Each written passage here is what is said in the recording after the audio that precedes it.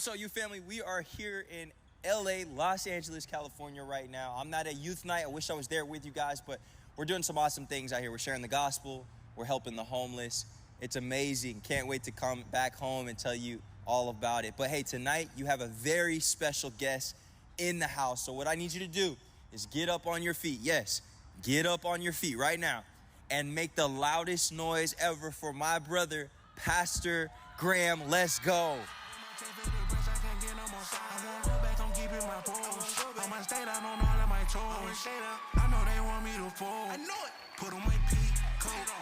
It's not necessary. It's not necessary. No, I'm kidding. I was kidding. What's up? Y'all probably are like, man, it's probably that guy who's going to be speaking tonight, the guy who came up and yelled at us right when we started worshiping. I tell you what, man, last time I got the opportunity to speak in here, we only had this section right here. And now we got all these sections. I just want y'all to know, I don't know if y'all can see it or not, but God is doing something in this room. Can y'all feel that? And then Vargas came up here, man, and I didn't know it was like that. You know what I'm saying? Like, I didn't know we go that deep. You know what I mean? Like, I don't know, maybe y'all can correct me. I thought Gen Z just wanted, like, surface level faith. I thought y'all wanted to just stay in the shallow end. I didn't know that y'all were trying to go deep. Y'all trying to go deep? Y'all trying to see what God has for you? Come on, man. I'm excited. I've drank 2 C4s today, which is normal, so that's not like, that's like standard for me. I don't drink coffee. It moves me, if you know what I'm saying. If you know what I'm saying. Man, I'm pumped. Obviously, Pastor Jarrett said it. They're in LA, really slumming for the Lord. In Los Angeles, California, having a good time. They've been distributing food, bringing care packages to homeless, man. How many of y'all know how cool that is to know that a piece of you guys, man, what y'all do here, God's doing over there now. So, like, Faith Family, man, that's what y'all are doing. And I'm excited because I get to introduce this series here. Now, obviously, we started this series, Jesus Is, in the church, like as a whole, right? But I get to introduce this series here for youth. And for those of you who don't know me, you're like, who is this guy? I serve on staff here. My title technically is like experienced pastor, but really it's just whatever they need me to do, I'm going to do that today. That's what we're going to do. But the whole goal for us is that we would introduce people in this region to the amazing knowledge of who Jesus is and they could have a growing relationship with him. Do you guys believe that that's what we're doing around here? Yeah? Okay, 3 of you guys, that's awesome. Okay. All right, let me give you guys a little bit of who I am. So my name's Graham. I'm from Alabama, so if you hear a twang in my voice, it's because I'm from Alabama. We're a little different than Texans, just a little bit. Y'all do it different over here. But I got 4 kids, which is awesome. None of you guys have kids, so that doesn't matter to you. But I have 4 kids, and they're not your age yet. And we're having a party all the time over there. My favorite, is she's 3, and she's awesome. You'll hear about her later. I got an amazing wife who is the better half, obviously, because she's at home with the 4 minions right now, doing life. But I want you guys to know something, man. I believe that God has something more for this generation. I'm a former youth pastor, man. I don't think you ever walk away from that. And the reason I got into that is because I got saved when I was 17 years old. I got saved as a teenager, so I knew what it was like to live without God as a teenager and what it was like to live life with God as a teenager. And I want you guys to know it's better on the other side. It's better on this side. And I've been serving him now for 15 years now, which is crazy to think. And I know you're looking at me like, man, obviously, Graham, that's not true because you're only like 22. I don't know how you have 4 kids. Thanks, guys. I appreciate that. I do look good. Nobody's laughing. Come on, guys. This is a spring break crowd. What'd y'all do, just wake up like 5 minutes ago? All right. We're going to jump in. Let's jump in. Y'all ready to jump in? Everybody say jump in. All right, so we started a series called Jesus Is. Everybody say Jesus Is. Now this whole thing is we're gonna explore who Jesus is. Like who he really is. Not what the world says he is or tries to make him out to be. Not what your grandmother told you, unless it was accurate. Not what the religion tries to teach us about Jesus, but like who he really actually is and what that could possibly mean for us. Because how many of you guys know if you can get a revelation of who Jesus really is in your life, things begin to change. So we're going to start that whole thing off today. And my My thing with this is if you can get this, the rest comes a little bit easier because it starts to make sense. And the statement that we're going to explore now, I got a Jesus is statement. We're going to explore one tonight that is literally the foundation of our faith. Like, we have to start it here. If we don't start it here and you don't get this, then you don't get any of it. Like, here, and I'm gonna be bold statement. If you don't get this one here, you're not a Christian. You're just not. If you don't get this statement that we're going to talk about today, you don't have it, because this is what everything is built off of. Nothing else that Jesus does makes sense. Nothing else that he is or could be to your life makes sense if you don't have this particular one. And if you are a Christian in here, you probably already believe this. Like, if I were to say it, you would go, yeah, I got you. I believe that. Like, yeah, it makes sense. Because if you're a Christian, then this is like foundational to you being a Christian. It makes sense. But my concern or my thought process is, I could ask you if you believe it, you'd say yes. But if I asked you why, I just don't know if you'd be able to answer. And so today we're not just going to talk about the statement. We're going to unpack it, but we're going to talk about why we believe that. Because how many of you guys know that knowing the why is probably as important as knowing the what here? Would you agree? So, and I want you guys to do me a favor. I want you to do me a favor. I want you to be a why baby today. Can you guys be why babies? Do y'all know what a why baby is? A why baby is somebody who asks why all the time. A why baby is like my 3-year-old Vivian, who asks why about everything. Like everything. We went to the skating rink yesterday, which is where I got this cool band, wanted on got my tickets. Yeah, be impressed. I used the claw machine. All right. So we went skating yesterday, and while they were skating, they were doing their thing, and they were falling, really. And I was over there being the good dad, watching the youngest and doing the arcade games, right? And we go to drive home, and my little 3-year-old's in the back seat, and she goes, Daddy, did we skate inside or outside? Like, obviously, Vivian, we were in a building, so what do you think? Use your 3-year-old brain. Figure it out, right? No. I said, well, baby, we were inside. We were inside. She said, well, why?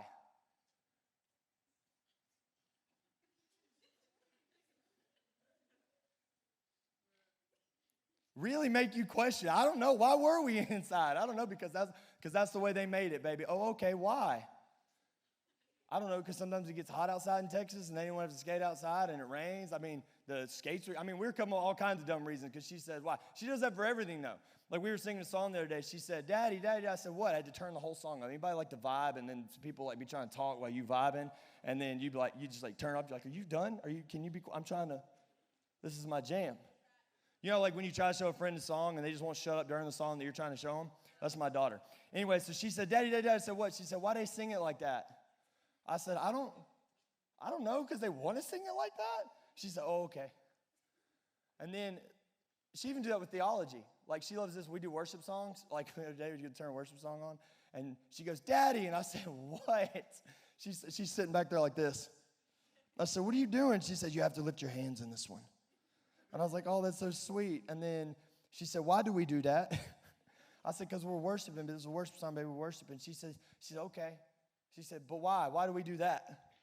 And then, so I'm like, because Paul told, like I told him what I told y'all. I was like, because Paul told Timothy that we lift up holy hands, so the hands lift hands. I'm like, I didn't know we were having a theology conversation on worship, Vivian, Kate, in your 3-year-old brain. But I want you guys to be a why baby. Can y'all be why babies for me tonight? And here's why. And I want you to be this forever, because here's what I can't have. I can't have y'all just believing stuff no more. Like, I can't have y'all just believing what people are saying to you, what it says on social media. Do y'all understand what social media is? I don't know about y'all, but when I was in elementary school, we had kids that ate glue. Like, they ate glue. That's what they stood up in the corner and they were like, like, we gave those people social media and said, your opinion matters. You should put it on social media because we care what you have to say.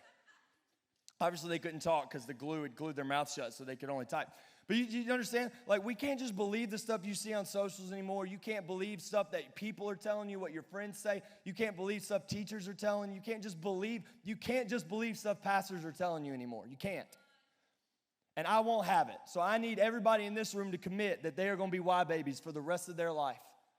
Because it's not just about knowing a thing. It's about why a thing. Good, I like that. Everybody's like, why? Why would you do that? Great. Love that. Tonight, the whole purpose is that if you're a Christian, you walk out of here and you know why we believe the statement that I'm about to tell you. right? That's the goal, that you would know why. The second thing is, if you're not a Christian, my hope and prayer tonight is that you would walk away a Christian, knowing why. Knowing why. Okay, don't take it that far, guys. I can't see you, but if I could, I'd come down there. Because I'm from the south side of heaven.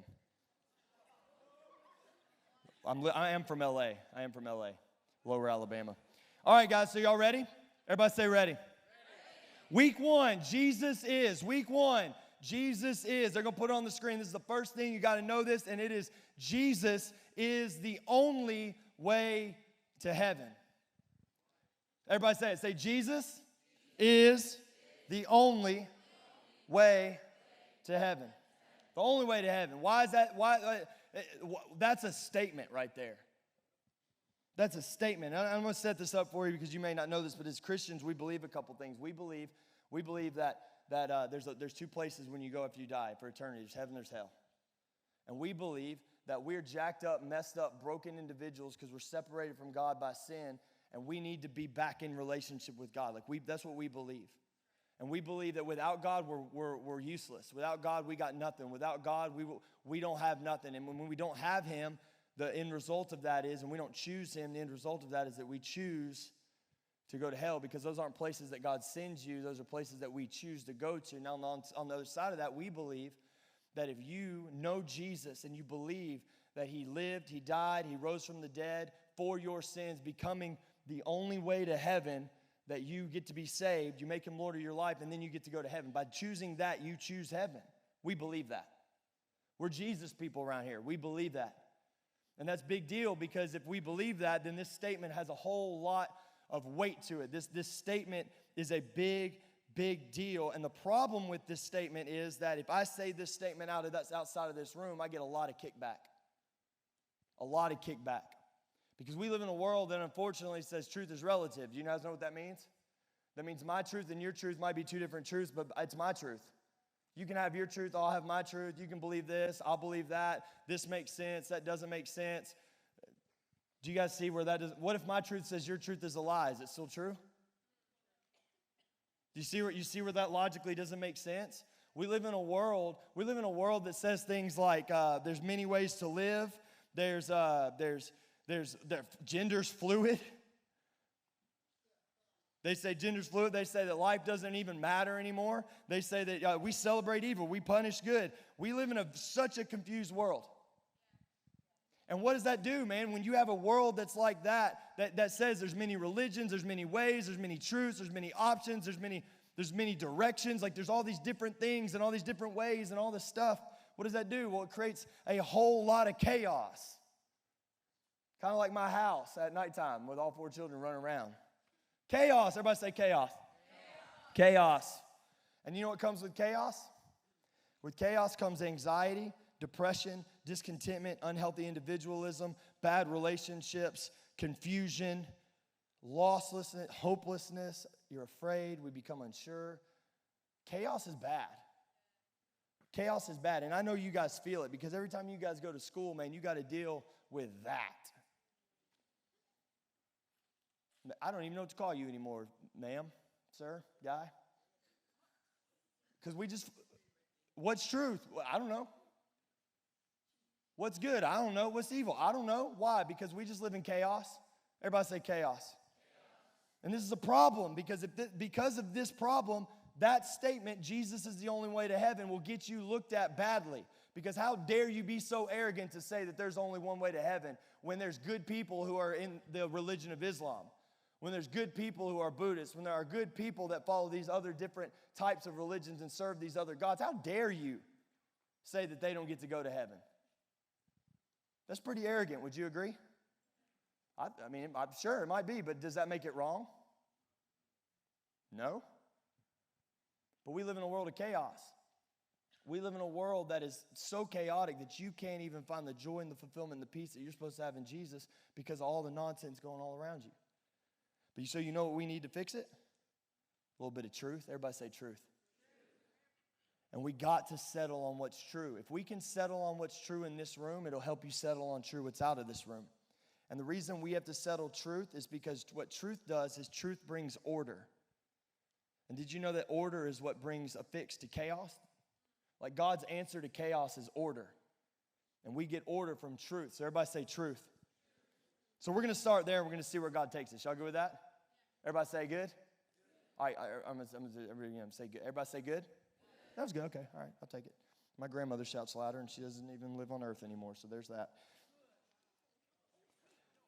So I was thinking and praying through this message, man, and obviously the point is we need you to get this because this is foundational, and I've been praying through it, and I like to have good titles, and so I prayed through this title real hard, and I Googled some stuff, and I've decided, y'all want to hear the title of my message?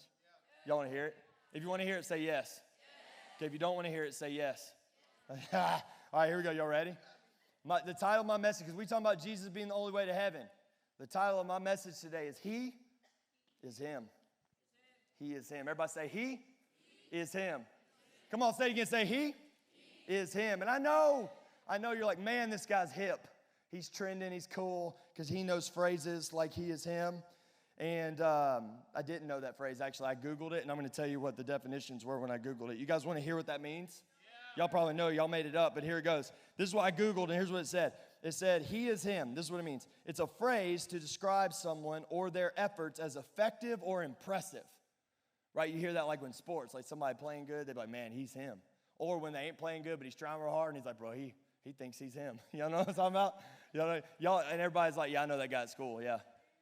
Yeah, he's the one who's got like the shark tooth necklace. All right, anyway, do y'all do that anymore? Is that a thing? All right, moving on. I went to Urban Dictionary. I don't recommend this, but I went to Urban Dictionary for research for this sermon, and here's what it said. This is the definition. It means that someone who is or thinks like they are like God. And I don't know a better phrase to describe my Jesus, who came into this earth, man, not thinking, but being God. So we believe He is Him. We believe He's the only way. Well, why do we believe this? I'm going to tell you why. Thanks for asking, bunch of why babies. See, that's what I'm talking about. Here's what I need you to do. If you're taking notes, I want you to write this down. I'm going to give you a couple things on why you can stand, why you can answer this. Because here's the problem. People are going to ask you, why are you a Christian? Jesus is the only way to heaven. Why? You need to be able to tell them why. So I'm going to give it to you. You guys ready? Everybody say ready. All right, here we go. Number one. Everybody say number one. Number one. The number one reason we believe this is we know He said it. Everybody say He said it. Jesus said He was the way. John 3, let me open it up here. John 3:36. John 3:36 says that he who has the Son has eternal life, but he who does not have the Son does not. Right? In John chapter 14, verse 6, it says, He is the way, the truth, and the life. And listen to this, and nobody gets to the Father except through Him. Everybody say, He is Him. John 10:9. John 10:9 says, He's the gate, and His sheep will go through it. See, Jesus made some statements, man. And here's my thing about it, right? If you read the Bible, Jesus is making some claims, and either he's a liar, or he's insane, or he actually is who he says he is. He actually is who he says he is. And I just got done studying the book of John, so it's funny that we're in here. The book of John's awesome. It's one of my favorite gospels. And in fact, if you haven't read a gospel, I highly recommend you read it. In this gospel, John highlights 7 statements. They're called the 7 I am statements. Everybody say I am. And these I am statements are super, super important. And they can go ahead and put them on there if you got all of them on for me. Kayla Nader, throw those up there. The 7 I am statements that he makes it's super important because this audience that's reading this gospel would have automatically seen these statements and thought about something else. Y'all ever been like walk in the kitchen or walk in the house, you smell something and it like automatically reminds you of something else? Or you like hear a song and it reminds you of something else that you were at a long time. Y'all know what I'm talking about? So them seeing the word, the I am, or hearing I am, they would have automatically thought about something else. And they would have thought about when Moses saw the bush burning in the wilderness and it didn't burn up. Y'all ever heard that story? Moses walking around, there's a bush that's on fire, but it ain't burning up. And then he goes over there and then the fire talks to him. And it's God in the fire. And he tells him he needs to go to the Egyptians and free his people. And then Moses goes, okay, well, who do I say sent me? And God goes, tell them, I am that I am sent you. So when Jesus starts to make these I am statements, what they would have heard is he's claiming something big. He's not just saying, I am this. He's saying, I am God. I am the way. I am it. Because he is him. Everybody say he is him. 7 I am statements. Now, what that tells me is Jesus wasn't willy-nilly about his words. If he made a statement, he was making a statement on purpose because he was trying to get people to see something. And so the thing about Jesus is you can trust that he actually is the only way to heaven because he said it. And again, he's either a liar, he's insane, or he actually is who he says he is. But the best part about that is that Jesus didn't leave it there. So if number 1 is that he said it, number 2 is this, is that we know because he did it. Everybody say he did it. Come on, say he did it. Those 7 I am statements that I just mentioned to you guys. So John highlights these 7 statements, and Jesus is like, I am, I am, I am, I am, I am. He also highlights 7 signs and miracles that point directly back to those statements. So Jesus not only said, I am blank, he then did a miracle or a sign to prove that he was what he says what he was. How many of y'all guys like people who do what they say they're going to do? How many of you guys like people that actually live the way they talk? Y'all know people who like talk a certain way, but they don't live a certain way? Y'all know those people? Ain't nobody in here like that, right? Y'all authentic and real and down to earth, right? How many of you love following somebody or being friends with somebody or knowing somebody who says something and they are what they say? Isn't it refreshing? Come on, I pray that you guys would be a group of people, a bunch of teenagers, man, a bunch of young people who live that way. That you might mess up, but at least you're real. Right? You may not do it right all the time, but at least you're real. Right? You may not get it right, you may not be perfect. Nobody is, but you know what? You're authentic. That's it. And that's one of the things you got to love about Jesus is he made statements and then backed his statements up. And you're like, well, Graham, what if I don't believe in the Bible and I don't even, like, that ain't real? What if, okay, on top of all that, let me give you this. We have historical content, like historical outside of the Bible content, proof that tells us Jesus was alive, like he was a real person. We have historical proof that he died, that he was crucified, that actually happened outside of what we read in the Bible. If you guys don't know, the Bible is actually historically accurate. But we have proof outside of it that happened. And we also have proof that he was buried. But do you know what we've never found? His body. Do you know why? Because it ain't there. Because he got up. Our Jesus got up. He's been resurrected. He got up. And here's the thing. That's what makes that statement right. So if anybody wants to come to you, hey, why do you believe that he's the only way to heaven? Because he's the only one that got up. Well, your Bible says that. No, history says that. They ain't found it yet. 2,000 years later, bro, he gone. He gone. Because he said it, and then he did it. Now, here's the thing. Knowing stuff is good. Everybody say, I know. I know. Knowing stuff is good. And knowing this is good. Knowing how to answer this is good. Because the world, the people that you're trying to reach, your friends, they ain't going to know unless you know. Right? Because how discouraging is it they come to you, ask you why you believe that, and you're like, I don't know. Right? It's good to know. But it can't stop there. It can't just stop with head knowledge. We can't just know what we believe. If that was all God wanted, if it was only about making a way for us to get to heaven, if it was only that, then I think Jesus would take us every time we said yes to him and got saved. Don't you think? Because what's the point of staying here if the whole point is just to go to heaven at the end of our life? There's no point in that, right? If that's all he wanted, that he would have done that. But he didn't do that. He doesn't do that, and he's not going to do that. He's not going to. Now, you might have been wondering, Graham, why do you have a ladder out here? I want you to know that I put this up long before this service started because I have a very hard time putting this ladder together. I don't know why. Maybe it's because I'm from Alabama, but it's so difficult to put together. And I put it together just for you guys. So you're special to me, okay? I have this ladder, and I did it because I wanted to tell you guys a story. You guys want to hear a story? Everybody say story time with Graham. Okay, so long time ago. Everybody say long time ago. Ooh, I'm about to die, y'all. It's just going to hang over. We're just going. All right. I think we're good. We're comfortable. All right. Hold on. Story time with Graham. Okay, so long time ago, I was like a production creative director at a church. I was like 20 years old, so I was younger. Just got saved a couple years before that. And y'all see all them lights that hang up there? And you got the projectors that are kind of projecting on the wall, you know what I'm saying? Thank you for the light flashing, that was good, right? So we had those too, but we were in a gymnasium. We weren't as cool as this. But one day, my projector stopped working.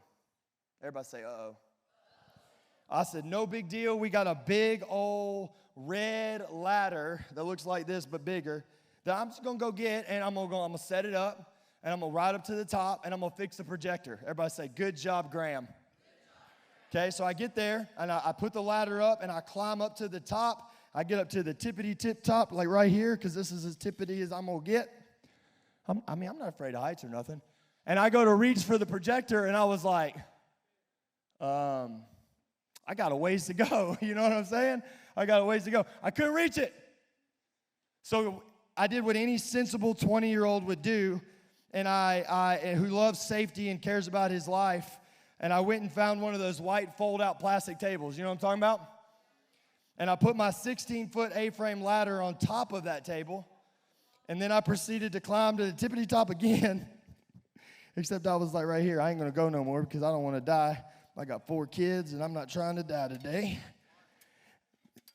Good question. So I get on the top, and I'm like still kind of, I'm like reaching, and I'm like right there. But, you know, like I'm not, though, you know what I'm talking about? You know, like when you're kind of there, but you're not really there. And I'm reaching, and I'm trying to get, and then all of a sudden, that ladder just went. And so I grabbed the truss the lights were hanging on, and I grabbed the ladder with my foot. And so I'm just hanging on like this. And I'm going, ah! Ah! And I'm hoping my friend Michael will hear me because he co-signed on this. He was in the room. He saw me put it on the table. And then he walked away. He wanted me to die that day. So I'm I'm holding on. But he got it fixed. I didn't die, obviously. We're still here today. But that was a stupid idea. That was a dumb idea. And I tell you that story to say this. I had a problem, obviously, because I had to fix it. The projector didn't work. And we had youth night, and we needed the projector to work because you guys can't remember songs, and we needed the lyrics on there, okay? And we all have problems, though, right? You have problems. I have problems. The world has problems. Come on, some of us in here tonight have anxiety. Some of us are dealing with shame and guilt, and some of us are depressed. Some of us got home issues that are going on. We all got issues. And we all know that we need to get out of the issues we live in into a different place. We all know that we're down here living, and we got to get up there. Like, we got to get out of it, right? We all know that. And that's good to know. We know, but the problem is that if we just rely on our knowing that something needs to change, oftentimes we try to make it happen, and we do stupid things like put a ladder on top of a table, and we risk our lives. We put ourselves in a place where it's never going to fix it anyway. We end up failing ourselves, or we make it worse. And then the problems never get better. And the chaos that I mentioned at the beginning is still the definition of our life, and we still can't get anywhere, and we still can't do anything because we're trying on our own to bridge a gap that we were never intended to bridge. Because remember, Jesus is the only way to heaven. And there's this story in the Bible about a ladder. It's in Genesis chapter 28. I'm going to read it. Josh, you can come on out. Ben, John, come out. It's a story about a ladder. And it's a guy named Jacob. We can pull it up here. Jacob comes out, and he says he's going traveling. He's coming from Beersheba to Haran. And he says at sundown he arrived at a good place to set up camp, and he stopped there for the night. Now, I have a problem with this part. Jacob found a stone to rest his head against. I'm just going to be honest with you. I'm not going to use a stone as a pillow. You know what I'm talking about? Like, anyway, I had a problem with that. So he lays down to sleep. And as he slept, he had this dream. And it says he had a dream of a stairway. Some translations say ladder. A stairway or a ladder that reached from the earth up to heaven. Everybody say earth. Say heaven. And it said he saw angels of God going up and down the stairway, or up and down the ladder. And at the top of the ladder stood the Lord. And he said, I'm the Lord your God, the God of your grandfather Abraham, the God of your father Isaac, and the ground you're lying on belongs to you. I'm giving it to you and your descendants. Your descendants will be as numerous as the dust of the earth, and they'll spread out in all directions, to the west, to the east, and north, and south. And then it says, verse 16, he woke up from his sleep. He said, surely the Lord is in this place. I wasn't even aware of it. He said, but he was also afraid. So he renamed the place. He called it Bethel, because obviously this is where God is. And you read that at first, you're like, oh, okay, that's cool, Graham. That was kind of trippy, though. Maybe it was because he laid on the rock wrong and the blood got cut off to his head, and then he wasn't thinking right, because that's a weird dream. You know what I'm saying? You ever had a dream of angels going up and down a ladder? No. Kind of crazy. But Jesus answers the dream in John. We love John. John chapter 1, verse 51, Jesus said this. He's talking to his disciples. He says, look, I tell you the truth. This is Jesus. You will all see heaven open and the angels of God going up and down on the... Nope, he said Son of Man, the one who is the stairway between heaven and earth. What's he saying? He's saying, I'm the bridge between heaven and earth. I close the gap. I'm the one that they go up and down. The dream he had, because they would have thought about the dream he had, that was me. So not only did he say it, not only did he do it, he's been there the whole entire time. He said, I'm the gap. And we have this natural want. We do. This natural want, we have it to be with our Creator forever. Nobody in this room can look me full in the face and say, yeah, I'd rather go to hell for eternity. Nobody. Nobody genuinely can say that. Because we have a natural desire to be with God forever. We do. But guess what that doesn't do? That doesn't solve my now problems. And how many of y'all know we got now problems? Like we do. And I'm real pumped about going to heaven, Jesus, but I got stuff that's going on now, and heaven is great, and I know that it's up there. I know it's better, but God, I got stuff going on now. But I want you to think about something. Can you notice something with me for a second back in that scripture? Which direction were the angels going? They were going up and down. Up and down. Can I submit a thought to you guys? Just something to think about. I don't think that Jesus is just our bridge to heaven, but I think he's also heaven's bridge to us.